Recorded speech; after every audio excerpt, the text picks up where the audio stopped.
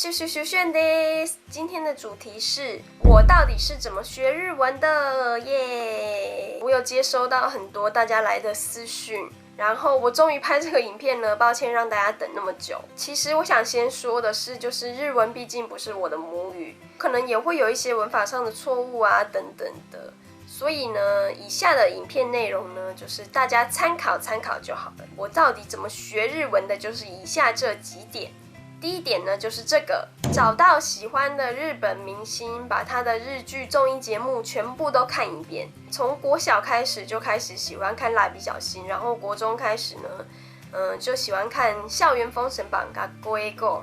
日本的综艺节目，还有日剧等等的。我也是用那些节目来学日文的。其实呢，我没有特别去学日文，就是我是看日本的综艺节目呢。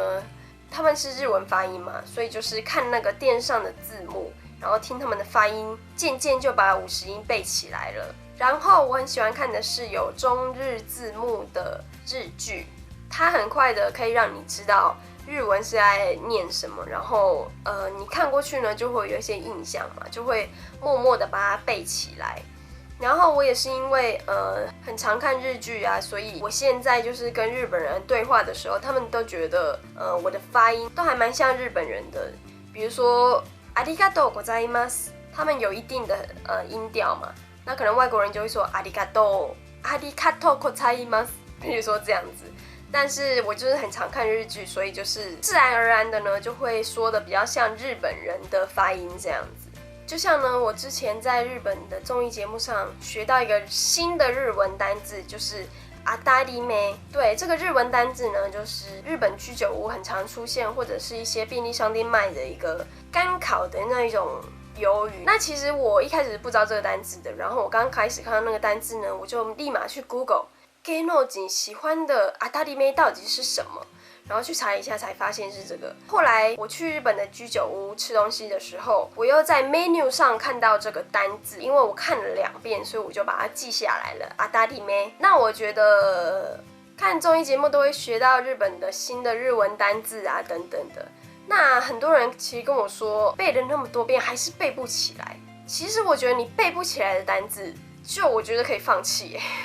我不知道考试可能就要另当别论，但是如果你在生活上的时候呢，就代表你在日本可能不太常用这个单字，那可能用不到，那可能那个单字呢就不需要。比如说那个单字呢出现了2-3次，你就会不知不觉的把它记下来。所以呢，我觉得日文单字呢是不太需要特别去背的。然后呢，我觉得也可以多多看我的影片。我的影片呢通常都有加中日字幕嘛。所以是非常好练习日本口语化的，可能看到有一些不知道的单字，马上就会有日文字幕，所以我觉得多多看我影片就是非常好学习日文的教材哦。那第2点呢，就是这个工作生活全部都日语，因为我是大学的时候来交换学生，然后马上就进入了偶像团体，所以工作环境呢全部都是日本人。然后再加上呢，他们会有一些要表达自己的意见啊，或者是一些报告事项等等的。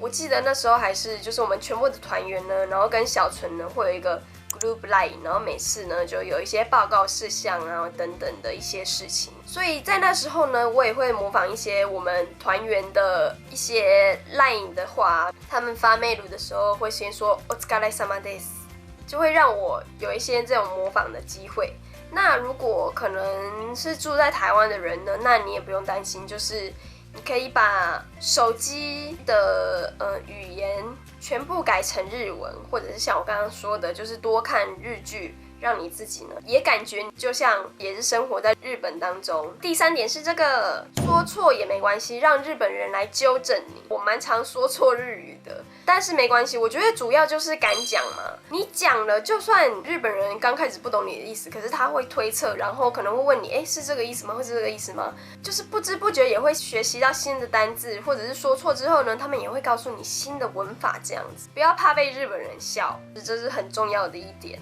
然后呢，因为有些日本人可能不太会纠正你，所以跟你比较好的日本朋友呢，你就可以跟他们说，就是如果有说错的话呢，麻烦你纠正我，让我可以好好学习日文，这样是可以的。OK， 那第4点呢，就是这个 SNS 全部都用日文。那我推荐呢，就是大家可以用用看推特。